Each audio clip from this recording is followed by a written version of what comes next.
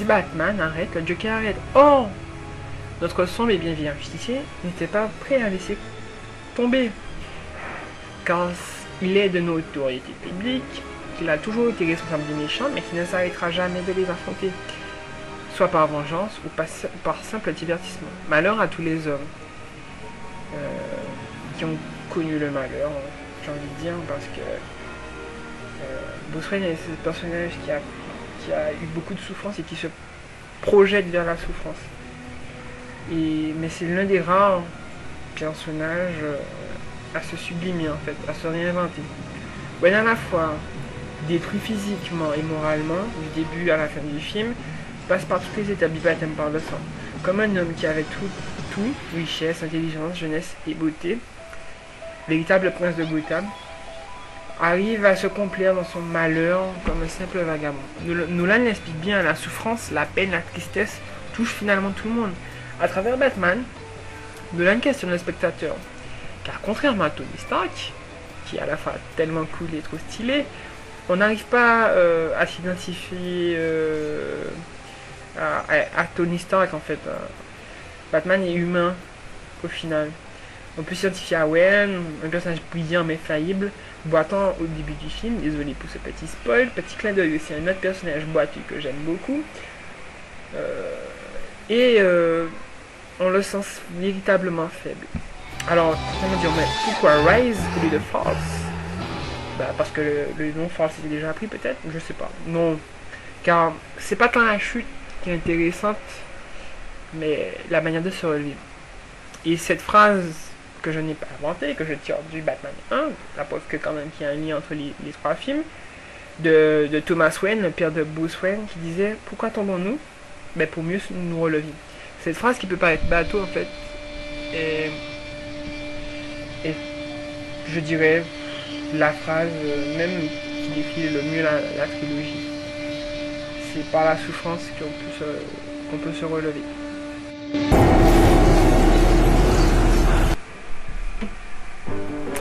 Alors, la Catwoman de Nolan. Bon, est-ce que je spoil en disant qu'il y a Catwoman dans ce film?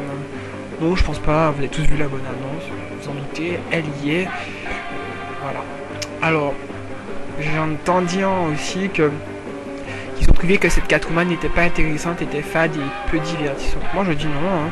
J'ai trouvé complexe, sexy, très intéressante. Elle apporte de la fraîcheur, ouais, elle est fraîche à ce rôle. Alors, pour ceux qui l'attaquent encore, j'ai un seul argument.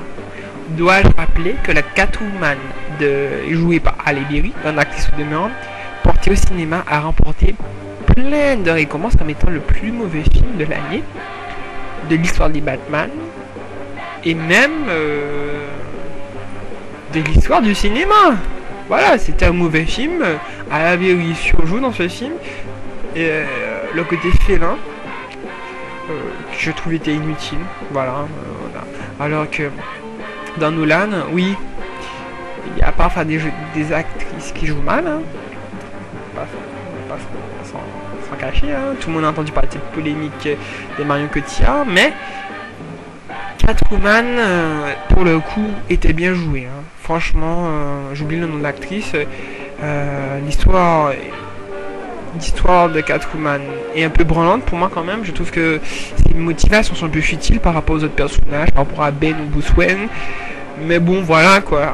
Tout le monde ne peut pas avoir un objectif glorieux, un but sombre à atteindre, etc. Donc, Catwoman questionne sur un passé compromettant, sur on préfère pour l'effacer. Donc voilà. C'est un thème, somme toute, assez ancré dans la réalité actuelle des choses. Merci Facebook.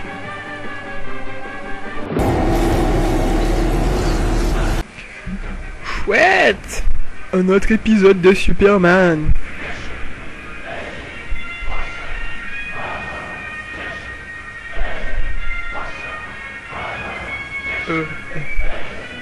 Ouais, tout à l'heure.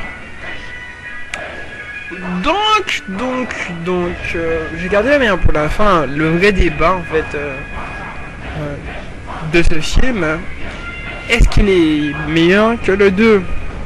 Et la vraie question, est-ce que Ben est meilleur que le Joker. Donc j'ai intitulé cette petite partie Bane versus le Joker.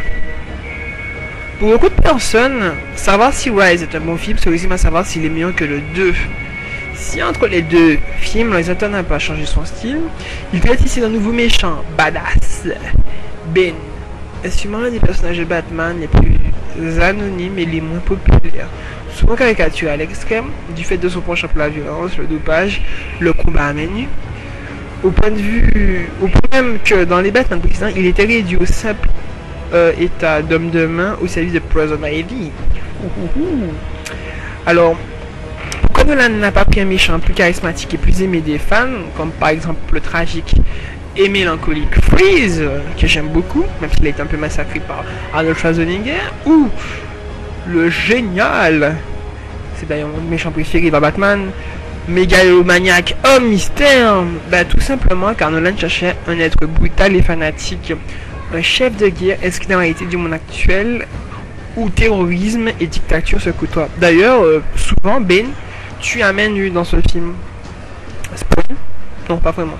De fait, on ne peut pas comparer le Joker, qui est une sorte de double négatif et dysfonctionnant de Batman, avec Bane qui est son frère maudit, l'héritier véritable de la Ligue des Ombres.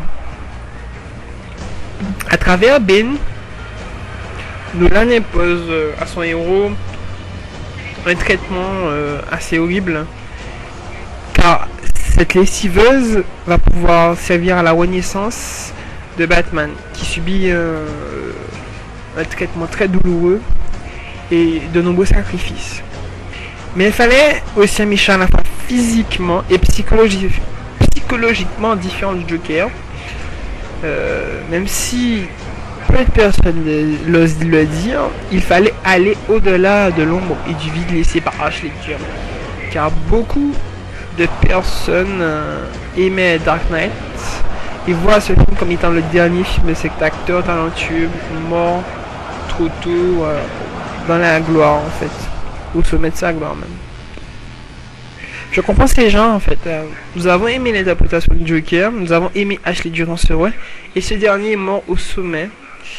Et comme tous les personnages là, nous voilà confrontés à une forme de deuil et à sa difficulté. Alors, dans cette optique, voilà Bane, un personnage plus pragmatique que fou, au point qu'on retrouve dans son discours fanatique quelques romans de socialisme, voire de communisme, avec la volonté de replacer les hommes dans un univers où le plus fort est le chef. Ben ne pense pas que les hommes sont égaux, au contraire, il pense que c'est la volonté et non la richesse devrait différencier les hommes. Propos qui est repris d'ailleurs par Catwoman durant cette magnifique danse, cette scène magnifique de valse avec Bruce Wayne. À la fois simple, voire basique, c'est un homme violent, tuant, souvent à main nue ses adversaires, mais on découvrira plus compliqué, plus complaisant d'ailleurs. Comme tout dictateur et chef de guerre, il se laissera aller à ses passions, consumé par le pouvoir de détruire ou la haine. Même si son projet ne pouvait pas être qualifié de louable, même de loin, il pouvait être au moins qualifié de flexible. Or, Nolan s'attachera à montrer que, quelque part, la fin justifie toujours les moyens. Ben et Wayne restent des hommes avec leur complexité et leurs contradictions, là où le Joker ou même Double Face étaient de vrais archétypes. Le rationalisme poussé jusqu'à la folie de l'un et le détachement absolu abandonné au hasard de l'autre. Au final, pourquoi je conseille Dark Knight Rise? Car si vous aimez les films d'action, si vous aimez Batman, si vous aimez les films plus philosophiques ou plus intimistes, si vous aimez le style Nolan à travers un de ses films, ou tout simplement parce que vous désirez achever cette trilogie, vous devez voir ce film à tout prix, et de préférence au cinéma, si c'est pas déjà trop tard.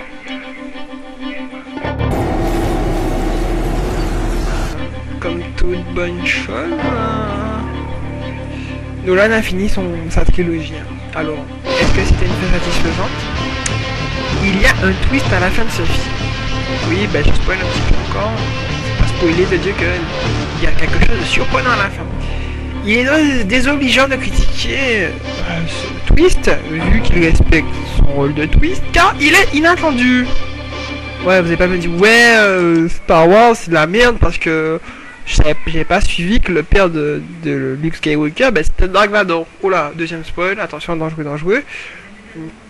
Et pourtant, Nolan donne pas mal d'indices hein, dans tous ses films sur ses twists, notamment par exemple le Prestige, le twist final, ben, il est souvent évoqué. Et dans ce film, Nolan fait pas exception en fait, puisqu'il fait pas mal de références en fait, d'indices qui laissent deviner un petit peu, voilà, ce retournement de situation, notamment la scène de la cheminée. Pour l'avoir revu, je peux vous dire que c'est pas mal amené quand même, hein, que c'est en regardant que j'ai vu que c'était quand même brillamment dit. Donc le seul reproche que je trouve à faire à ce Batman est son côté un peu scolaire, reproche que je faisais déjà au Dark Knight.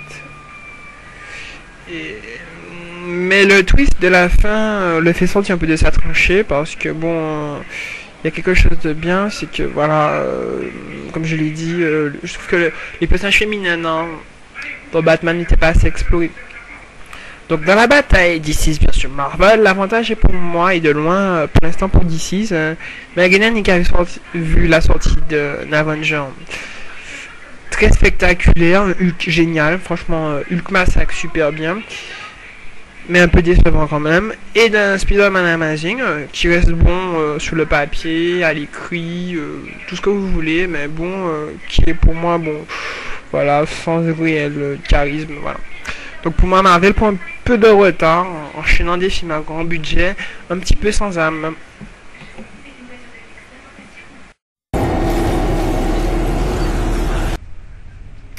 Voilà, j'espère que je vous ai donné envie de regarder Batman Rise, que mon avis, qui n'appartient qu'à moi, au final, et j'espère le plus objectif possible, bien que tout le monde sait que je suis un grand fan de films de super-héros.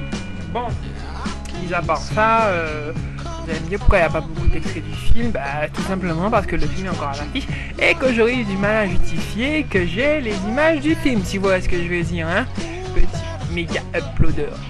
Acteur du film, bah vous savez, Joseph Lewitt en ce moment dans son film, là, Premium Rush, une histoire de course à vélo, d'action sympathique, hein, à vélo, c'est bucolique.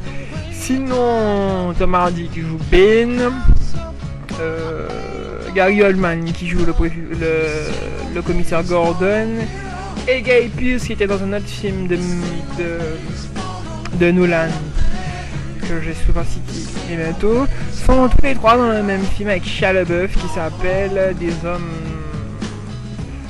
hommes sans loi.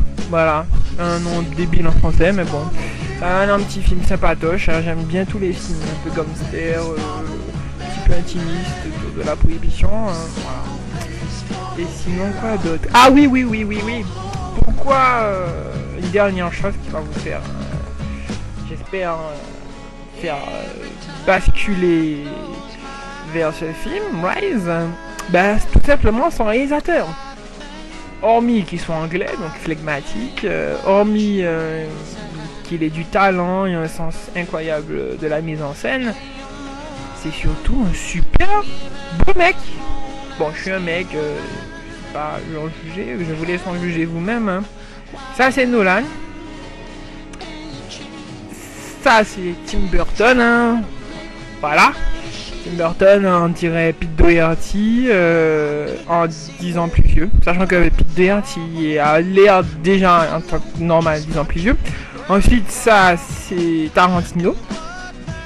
Et ensuite, ça c'est Jackson, le réalisateur du Lord of the Rings, Seigneur des Anneaux. Voilà. Donc on va un petit coup de Nolan. Voilà, c'est le seul réalisateur qui pourrait jouer dans son film sans être le monstre. Voilà. Je vous dis bye. Ah, ciao le peuple.